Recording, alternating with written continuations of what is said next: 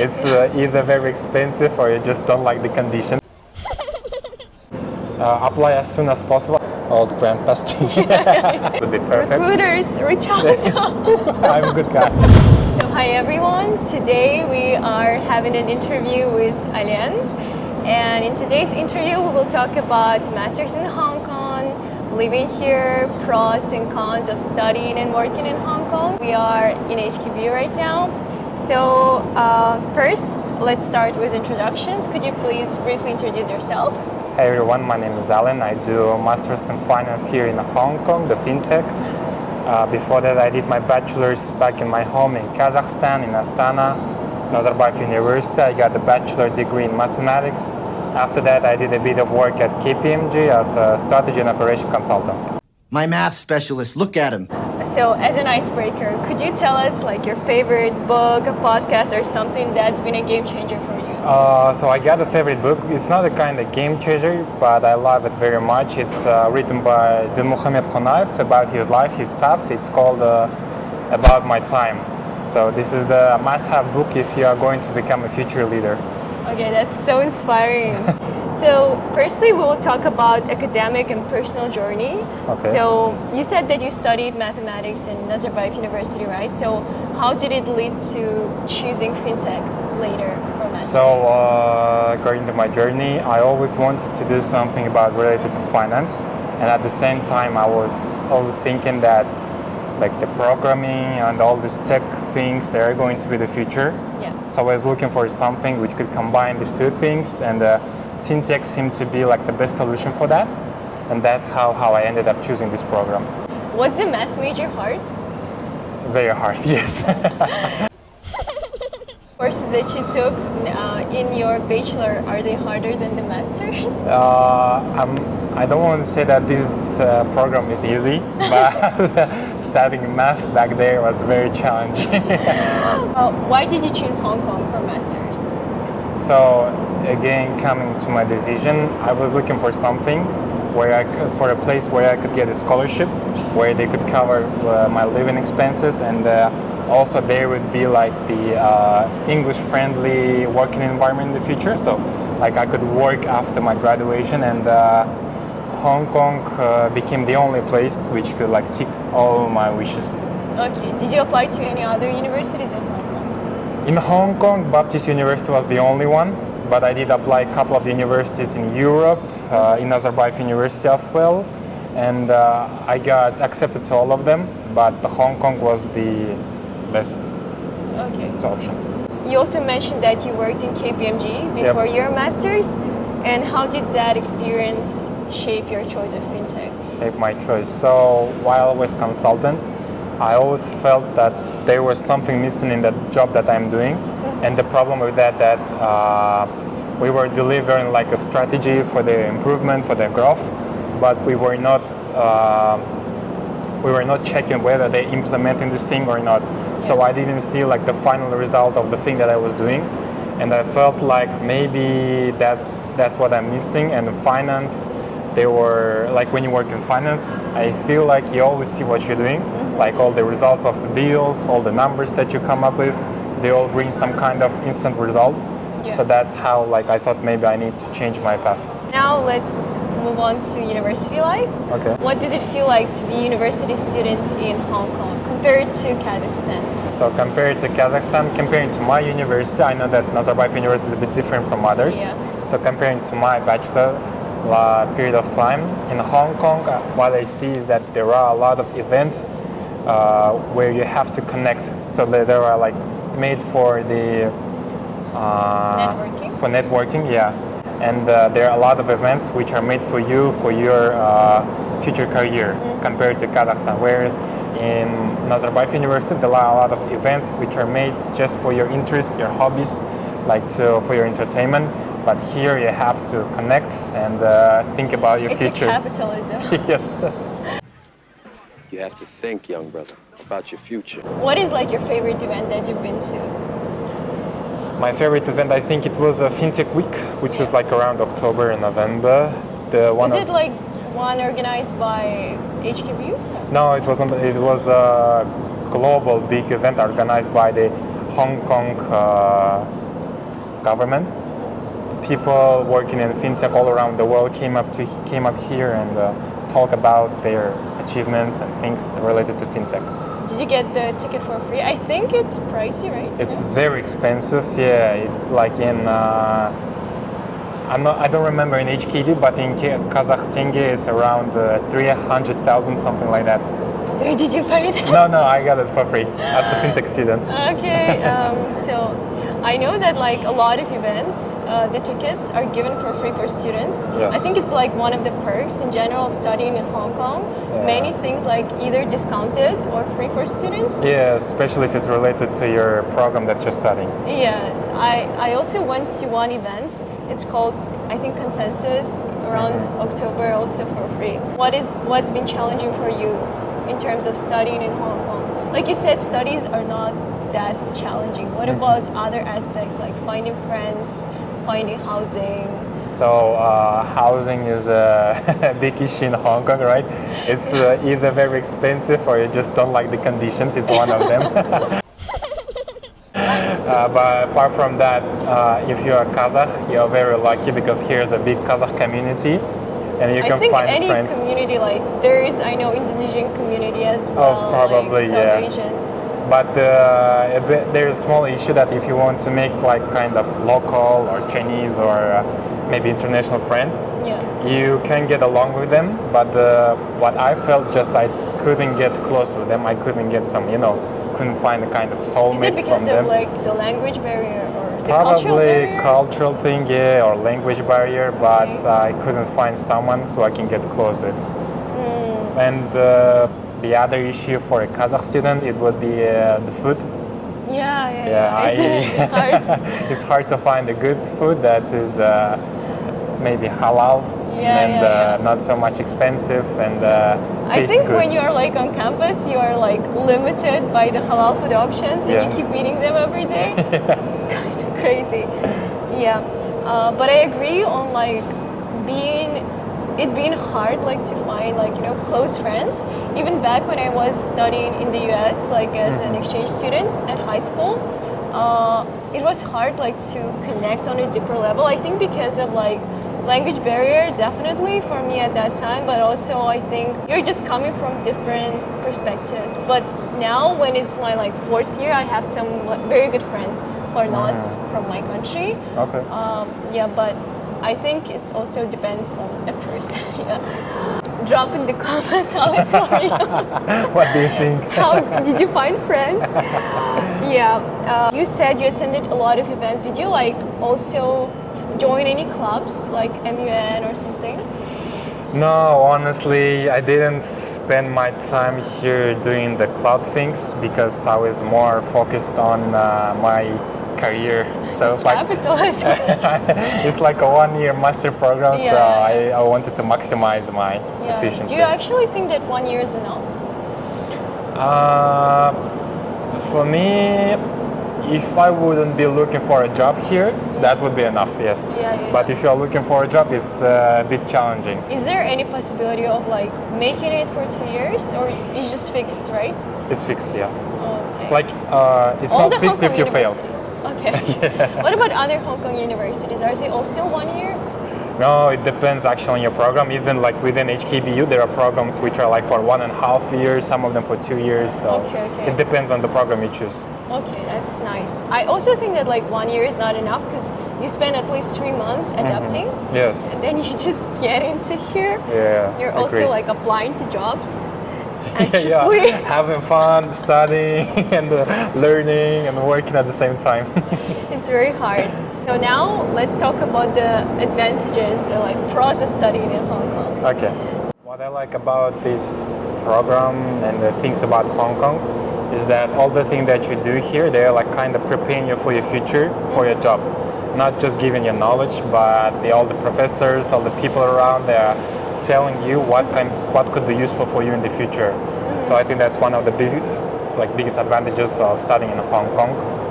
And the other good thing about Hong Kong universities, like studying in Hong Kong, is that you get an ING visa after that. Yeah. Like visa is a big issue in other countries. Like you have to go through a lot of processes, but I think especially in like US. yes, but in Hong Kong it's very easy. You just apply and then done. ING visa is very easy to apply, I know. And I think you don't even need a job like to apply Yes, for it. yeah, you're right. You just can apply for it even online, as most of these things in Hong Kong, you just apply online. I actually need to apply for that after I graduate. And also, you can get a PR, right? Like, After living 7 years in Hong Kong. yes. Are you planning to do it? Because if I'll apply for PR, I'll be somewhere around like 31. That's too much for me. What are your plans actually? My plans perfectly. It would be if I found a job here in a big company here in Hong Kong, maybe like in banking. That would be perfect. Recruiters, reach out. I'm a good guy. My math specialist, look at him. Very smart. Yeah, he studied maths. So and working here like a couple of years, maybe 2-3 at most.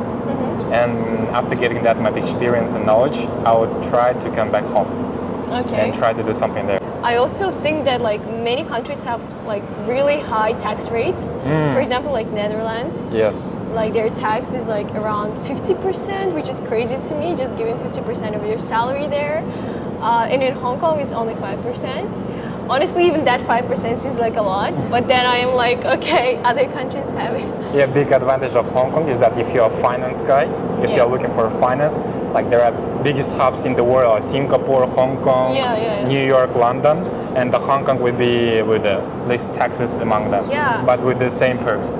Yeah. And I think in generally like living in Hong Kong, the prices are not that expensive unless you consider the renting. Yes. But like food, transportation, and everything else is more or less affordable. Yeah, I compared agree. to like Europe, where the bus for me was like even a lot more expensive. Yeah.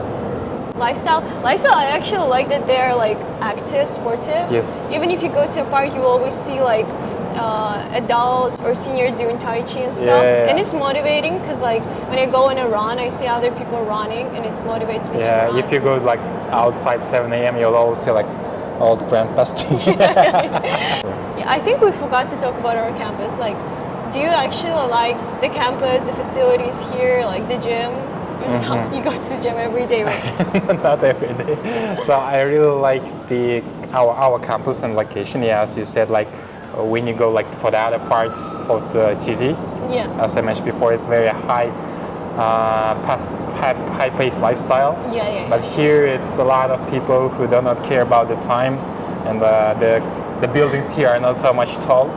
So you feel like very peaceful here. And good thing about HKBU is that they are expanding their campus and they're renovating everything, so everything feels so fresh, new, and beautiful. Let's talk about the challenges of Hong Kong. Okay. We discussed that renting is one of them. What else do you think? I think language is one of the things that I regret about. I mean, if I could start learning Chinese a bit earlier, I mean, in general started learning, I would be happy to do so. Why don't you start it now?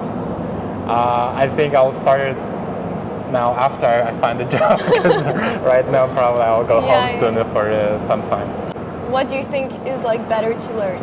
Mandarin, Chinese, or Cantonese?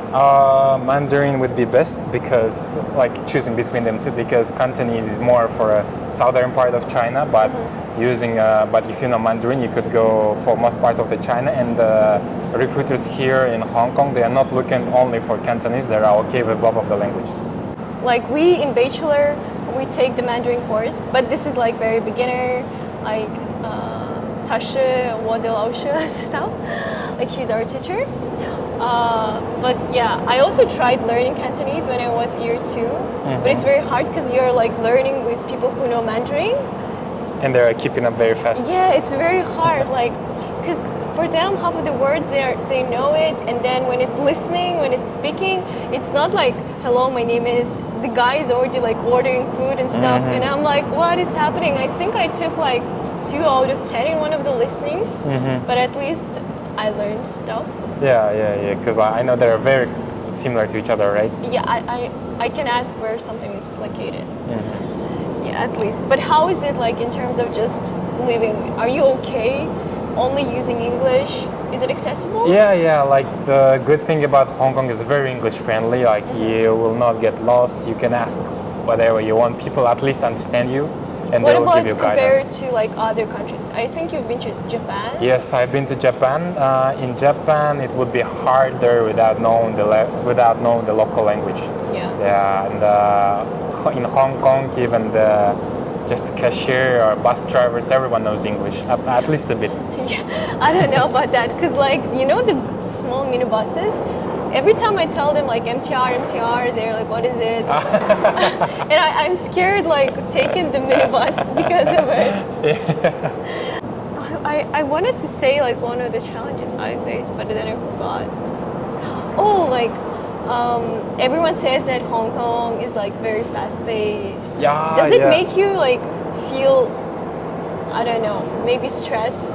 Yes, that's what I wanted to say, but forgot as well. Because like when you just arrive to Hong Kong, like maybe first 2 or 3 months, that's Yeah. the first thing that you'll feel because everybody's looking for a job, everybody doing something, and it's not only about the people, but the overall lifestyle here. When you go to the city, to the TST, you'll see like how fast is everything, how like everything is so crowded and packed. And Yeah. That's I don't like, know. It's very stressful for most of the people.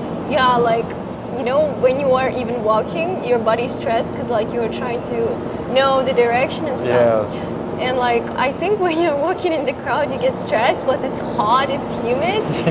Like when I came in year one, there were like a lot less people on the streets because of COVID and stuff. And then when COVID like stopped or we didn't need to like wear masks, there were a lot more people. And I'm like, what is this? Like I wish we could go back to those times because like we could walk actually in harbor properly, but now it's like this, like a zigzag. Yes, thing. sure. Although like Hong Kong is fast-paced and it's very easy to get stressed here, Yep. what kind of healthy habits help you stay in the loop, help you calm yourself down and stuff? Okay, so first thing would be sport. You should try to keep up with your gym or other sports that you do. Then for me, it's going at least once a week out with your friends. Yeah. I'm a very extroverted person, so I recharge when I see people and talk to them. And sleeping habits. I try to sleep at least 7 hours a day. That's very important. So that helps me. And eating healthy food, and sometimes treating yourself with some sweets. Where do you usually go out with your friends? TSC you mentioned, right? I don't know. It's most of the times it's a football. We play football Oh, yeah, with yeah. Kazakh guys, and then it would be just going out to eat some Turkish or Indian food. The only halal options in Hong Kong. Yeah, in TSC. No, there's actually one Korean cafe as well. Yeah. Which is in TSC. At least one, yeah. Yeah. Okay, so now let's go to like the closing advice for applying to masters. Do you have any advice and tips? I started looking for options around October. Even someone might look for like in September if Yeah. you're looking for American masters, because you can maybe even early. You have to take some of the exams during Jumat. So but I didn't want to do that, so that's why I applied a bit later, about November. Yeah. So they were like schools in Europe. I applied for them around January. I applied for Nazarbayev University Masters around December, I guess. It's a yearly apply as well. And for Hong Kong, I was lucky to apply as one of the, I guess, really near to the deadline. So the deadline was the 29th of April or something, and I applied 26. Yeah, I think there are like different tiers because I applied to our masters, I think around October, November. That's like the early decision or something. Yeah, it's better to apply as early as possible because, for instance, in our university has like a specific number of quotas, and if you apply first, you're going to get it. But if you apply last, and even if you're like the best student, the best option, they will not be able to give it to you just because they don't have money left. Yeah, because someone already took it. So apply as soon as possible, as fast as possible. Write it down and keep it for future reference. Have your goal, like you should have to understand why you need this master degree. Like that was the case for me. Yeah. I guess that's why I got accepted to my universities. So I knew what path I want to take in the future, and I wrote it down in all of my essays that I had. And whenever it came to interview, they were asking for my future, for my vision, and I could like deliberate on what I see and what kind of specific skills do I want to get here, and how I'm going to implement that in the future. I guess that was like the best thing about me when I was applying. Okay. For students in Kazakhstan or elsewhere dreaming of studying in Hong Kong, what's one piece of advice you would give them? So let me give two advice. I think that would be better, because the first one is if you want to stay in Hong Kong and work in Hong Kong, start learning Chinese as soon as possible. It doesn't matter, Cantonese or Mandarin, just start it. Yeah. And the second thing would be don't be afraid to reach out to people who are already here, especially Kazakh community. Like there are a lot of us here who already did a lot of different types of programs, and everyone will be very happy to answer and help you and share with their experience. How did you actually find them? I was lucky to have friends already here, and I just talked to them, and I just connected to other people through them. Other than that, I think you can always reach out to people on LinkedIn. LinkedIn, There's like a lot of people reach out to me on LinkedIn. Sometimes they find my Telegram, I don't know how. Okay. Yeah, and they just ask me. And also, like our university website has a specific section for current students. So I'm not sure if it's for masters, but for bachelors, there's such a section, so you can look for it. Okay. Yeah. Thank you, everyone. See you next time. All right. Subscribe, Ayajan. Subscribe to Alen, but he doesn't have a YouTube channel. Yes. If you have any comments, if you have any questions, leave and we'll answer. Bye bye.